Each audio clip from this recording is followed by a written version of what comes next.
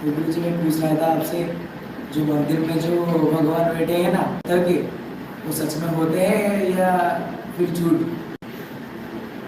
सवाल पूछा है कि जो मंदिर में भगवान है पत्थर के, वो सच में भगवान है या नहीं है या झूठ है। सवाल बहुत बढ़िया है, बहुत अच्छा सवाल है और समझने वाला सवाल है। इसको समझना पड़ेगा।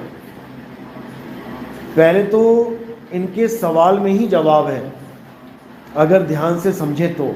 इनका सवाल है कि जो मंदिर में भगवान बैठे हैं पत्थर के, अब खुद ही इन्होंने बोल दिया कि जो पत्थर के बैठे हैं, तो सवाल का जवाब यही है कि क्या भगवान पत्थर के थे? क्या राम जी पत्थर के थे? क्या कृष्ण जी पत्थर के थे? क्या हनुमान जी पत्थर के थे? पत्थर के तो नहीं थे ना। पत्थर की कौन थी? अहिल्या थी। अहिल्या पत्थर की थी ना। उसको श्राप लगा था कि वो पत्थर की हो जाएगी, तो उसको श्राप लगा था वो पत्थर की हो जाएगी, वो पत्थर की थी। लेकिन राम जी पत्थर के थोड़ी नहीं थे। राम जी जब आए उसके पास और उनके जैसी चरण लगे उस पत्थर में, तो वो पत्थर से क्या बन गई? औरत बन गई, इंसान बन गई।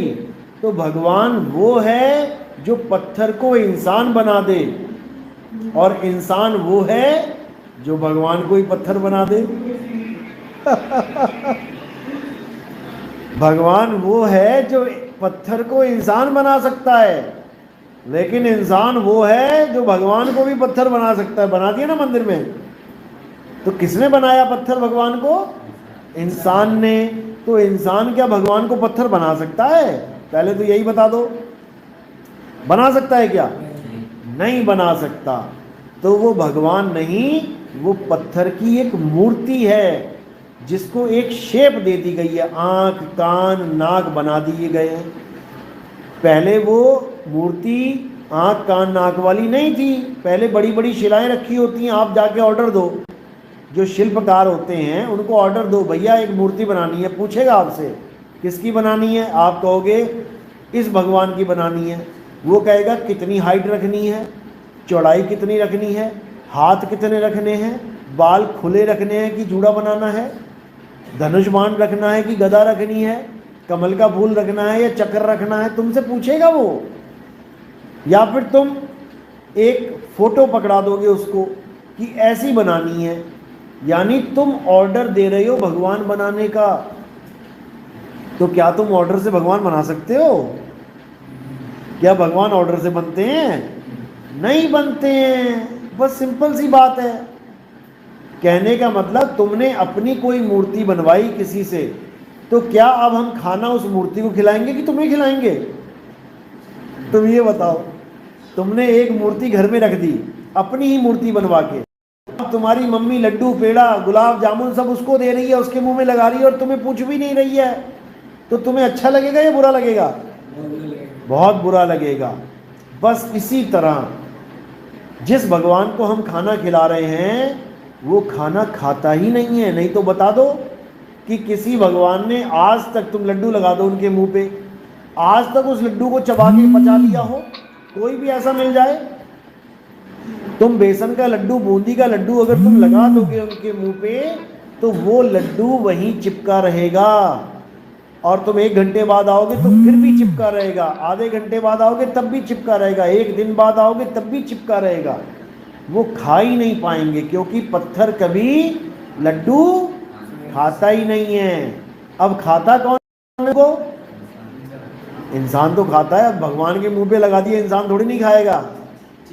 चींटी चींटी आएगी दौड़ी दौड़ी, कहेगी अरे कहीं मीठा रखा है, और सीधे भगवान के होठों पे जाके, मतलब भगवान के होठों तक तो नहीं पहुंच सकती वो, पत्थर के होठों पे जाके उस मीठे को, उस लड्डू को आराम से लेके अपनी गुफा में चली जाएगी, अपने बिल में चली जाएगी। और भगवान अपने भोग को, जो लड्डू है, रोक नहीं पाएंगे। चींटी को भी रोक नहीं पाएंगे कि तुम मत लेके जा। रोक देंगे तो बता दो, नहीं पाएंगे। तुम्हारी नाक पे मक्खी बैठ जाए तो कितने सेकंड तक बैठे रहने देते हो? जैसी मक्खी बैठी कितनी देर बैठे रहने देते हो कि चल यार बैठ जा कोई बात नहीं? कितनी देर? लगाने लेते। 1 सेकंड में, with in A micro second तुम्हारा हाथ एकदम घूमेगा हवा में शै करके और मक्खी उड़ जाएगी। अब तुम्हारे 2 हाथ हैं और तुमने मक्खी उड़ा दी, भगवान के 8 हाथ हैं और भगवान की नाक पे 10 मक्खियां बैठ गई। उस मूर्ति की बात कर रहा हूँ, भगवान की नहीं। भगवान के नाक पे क्या बैठेगी मक्खी? उस मूर्ति की नाक पे 10 मक्खियां बैठ गई और भगवान के 8 हाथ हैं मूर्ति के, तो हटा देगी क्या? नहीं हटा पाएगी। अब सोचो कि तुम किसे भगवान मान बैठे हो। तुम उसे भगवान मान बैठे हो जो ना खा सकता है, ना पी सकता है, ना मक्खी हटा सकता है। तो तुमने किसको भगवान मान लिया? एक पत्थर को। तो कबीर साहब कहते हैं, पाथर पूजे हरि मिले तो मैं पूजू पहाड़, और वासे ये चाकी भली जो पीस खाए संसार। यानी अगर तुम पत्थर को भगवान मानना चाहते हो तो उस पत्थर को मानो जो पत्थर सारे संसार में काम आ रहा है। कौन सा पत्थर है वो? एक पत्थर है मंदिर में पड़ा है जिसको केवल हिंदू लोग देवता मानते हैं, भगवान मानते हैं, और एक पत्थर है जिसको सारी दुनिया यूज कर रही है। वो पत्थर कौन सा है? चक्की का पत्थर। रोटी खाते हो ना? कौन से धर्म के लोग रोटी खाते हैं? हिंदू धर्म के लोग रोटी खाते हैं। मुसलमान वाले? कौन से देश के लोग आटा यूज करते हैं? पंजाब के आटा यूज करते हैं। अरे पूरे वर्ल्ड के, सारी दुनिया के लोग आटा यूज करते हैं रोटी बनाने के लिए, केक बनाने के लिए, ब्रेड बनाने के लिए आटा यूज होता है। आटा पीसेंगे कैसे? चक्की से। यानी सारी दुनिया चक्की यूज करती है। तो साहिब चक्की का उदाहरण दे रहे हैं। पाथर पूजे तो हरि मिले तो मैं पूजू पहाड़, और वासे ये चाकी भली जो पीस खाए संसार।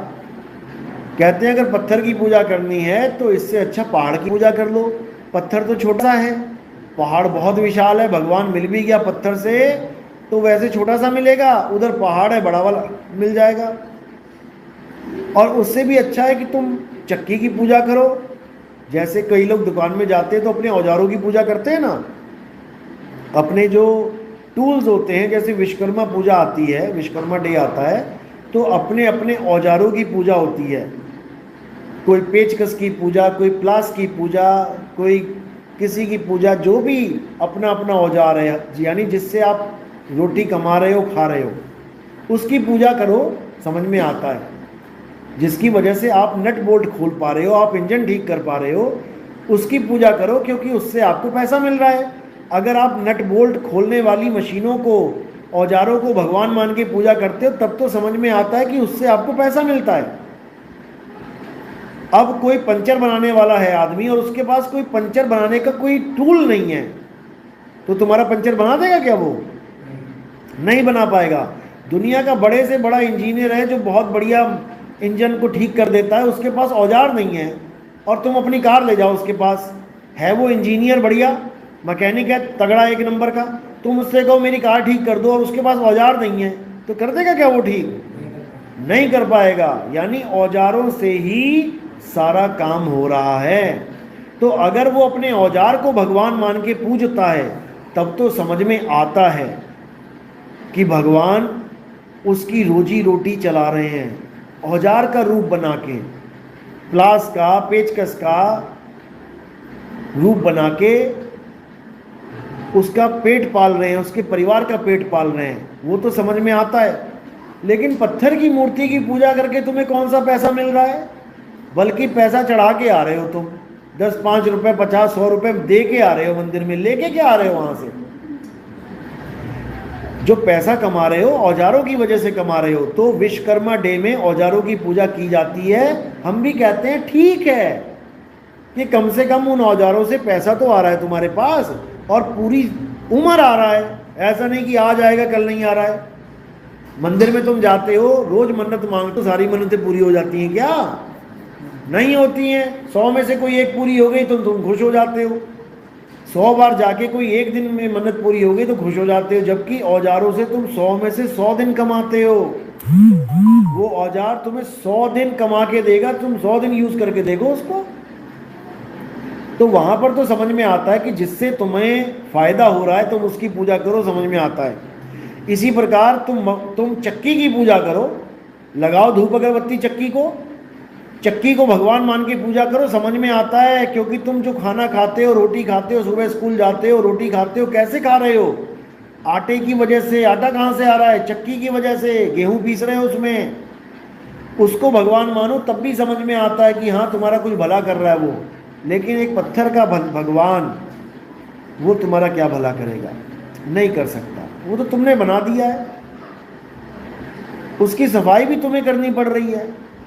तुम्हारी सफाई तुम कर लेते हो तो भगवान की सफाई भगवान कर ले। अभी मैं मंदिर देख के आया था यहाँ पे, उसके ऊपर 50 कबूतर बैठे हुए, और क्या कर रहे हैं? बीट कर रहे हैं, लैट्रिन कर रहे हैं ऊपर ही मंदिर के। नीचे मंदिर बिल्कुल क्लियर, ऊपर बीट ही बीट, बीट ही बीट, बीट ही बीट। अब बताओ, भगवान के मंदिर पे सारा गंद डाल रखा है कबूतरों ने, तो भगवान क्यों नहीं साफ कर रहा उसको? साफ करने के लिए भी तुम्हें ही चढ़ना पड़ेगा ऊपर। पेंटर को बुलाओगे, सफाई करेगा मंदिर की, एक आदमी करेगा, भगवान नहीं कर सकता उस मंदिर की सफाई। भगवान मंदिर बना भी नहीं सकता। भगवान ने दुनिया बनाई, मानते हो ना? सूरज चांद सितारे बनाए तो एक मंदिर भी बना देता अपना, अपने लिए एक भव्य मंदिर भी बना लेता जिसको कोई तोड़ ना पाता। तब तो समझ में आता कि हाँ ये भगवान जी का मंदिर है, भगवान इसमें रहते हैं। अरे तुमने एक ही भगवान के 1000 मंदिर बना दिए, हर गली में तुमने एक मंदिर बना दिया उसी भगवान का। कौन से मंदिर में रहता है वो? उसके बाद तुम मंदिर में ताला लगा देते हो रात में। अब भगवान अंदर बंद हो गया, बाहर ताला लगा पड़ा है। भगवान को अंदर बंद कर दिया हमने। भगवान मंदिर में है क्या? बाहर ताला लगा है। तो जब तुम घर में होते हो ताला लगा होता है कभी? जब तुम घर में नहीं होते तो क्या होता है? ताला लगा होता है। ताला लगने का मतलब ये है कि घर में कोई नहीं है भाई। ताला लगने का सिंपल सा मतलब है घर में कोई नहीं है। कोई आया तुम्हारे घर में, बाहर ताला लगा है, एक बार भी नॉक नहीं करेगा, एक बार भी बेल नहीं बजाएगा, यानी सीधा संकेत मिल गया कि घर में कोई नहीं है। अब जाओ जरा रात में मंदिर, तुम किसी मंदिर में जाओ, अब जब वहां ताला लगा मिलेगा तो तुम्हें सीधे समझ में आ जाना चाहिए कि मंदिर में कोई नहीं है। अब तुम तो शरीफ आदमी हो, ताला देख के वापस आ गए, लेकिन एक चोर गया मंदिर में और उसने देखा ताला लगा है, यानी मंदिर में कोई नहीं है। अब क्या करेगा वो? अब ताला तोड़ के अंदर जाएगा और मंदिर का गल्ला जिसमें पैसे पड़े हैं भगवान के, यानी मूर्ति के सामने खड़ा होके गल्ला उखाड़ के, सामने घंटी है पीतल की, 50 किलो की घंटी भी उखाड़ ले जाएगा। कोई बढ़िया सोने चांदी का भगवान होगा तो भगवान को भी उठा के ले जाएगा और जाके इंटरनेशनल मार्केट में बेच देगा। कौन से मंदिर से? अरे भाई, इसी मंदिर से कितनी मूर्ति चुरा ली? 3 मूर्तियां, शिव पार्वती और अरे भाई तो दिक्कत यही है। अब बताओ, तुम्हारे ही गांव का मंदिर है, तुम्हारे सामने है, तुम जा रहे हो वहां पे, माथा टेकने जा रहे हो, भगवान भगवान कर रहे हो, और वहां पर चोरों ने तुम्हारे भगवान को उठा के ले गए। अब रिपोर्ट कराओगे भगवान की? अब पुलिस में रिपोर्ट कराओगे कि भगवान को उठा के ले गए, चोर चोरी करके ले गया? अब सोचो, अगर एक चौकीदार रख देते उस मंदिर में तो क्या चोर ले जाता? कभी नहीं ले जाता। तो भगवान की रक्षा कौन कर सकता है? चौकीदार। समझो, अब चौकीदार क्यों कर सकता है? कारण क्या है?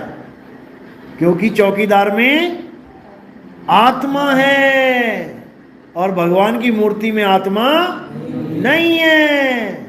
चौकीदार भी छोड़ दो, एक पिटबुल रख देते तुम वहां पे, एक बुलडॉग रख देते तुम मंदिर में और खुला छोड़ देते उसको, चोर आता तो क्या ले जाता मंदिर में से चोरी करके?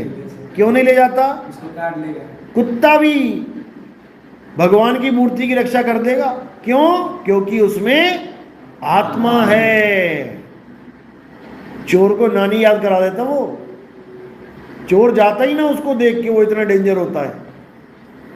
तो भगवान अपनी रक्षा नहीं कर पा रहे हैं भाई, तो तुम्हारी रक्षा क्या करेंगे? जिसको तुम सोच रहे हो कि भगवान है, असल में वो भगवान की एक मूर्ति है, निर्जीव मूर्ति है। काल भाई लोग का आएंगे, भक्त भाई लोग हाँ काल जितना बोलेंगे बढ़ेगा। चलो कोई बात नहीं। भक्त भाई लोग ठीक है, शंका समाधान होना चाहिए। चलो, समाधान और कोई सवाल है बच्चों? हाँ बोलो, कोई बात नहीं, बैठो 5 मिनट और सही, बैठो बैठो। आपके पापा ने मानव धर्म सतपाल जी महाराज का, ओके।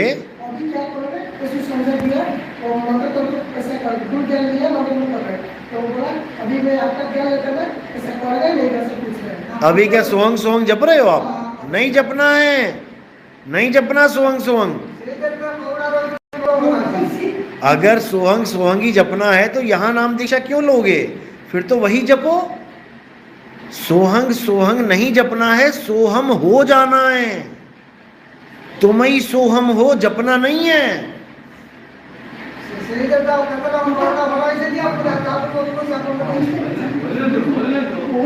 उड़िया उड़िया भाषा में बोल रहे हैं, हिंदी में बोलो, हिंदी में।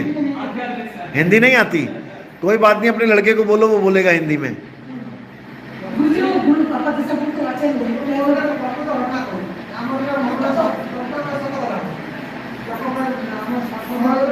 हाँ